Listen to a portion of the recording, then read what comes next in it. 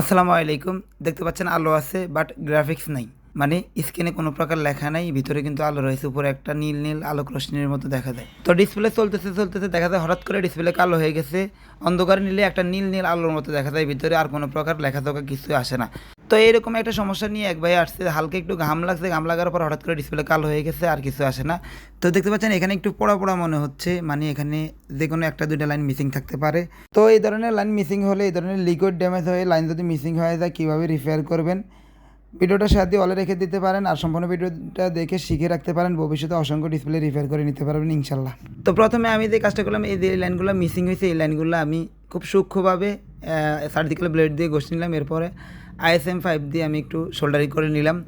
তো এখানে যে জাম্পার ওয়্যারটা ব্যবহার করতেছি এটা হচ্ছে 0.02 মিলিমিটারের একটা জাম্পার ওয়্যার। এটা দিয়ে মূলত ফেড জাম্পার করা হয়, মানে বল আইসির বল মিসিং হয়ে গেলে। তো জাম্পারিং করাটা মূলত হচ্ছে শিকার কিছু নেই, জাস্ট এটা হচ্ছে প্র্যাকটিস। আপনি যত বেশি প্র্যাকটিস করবেন জাম্পারিংয়ে তত ছোটো ছোটো কাজে জাম্পারিং করতে পারবেন।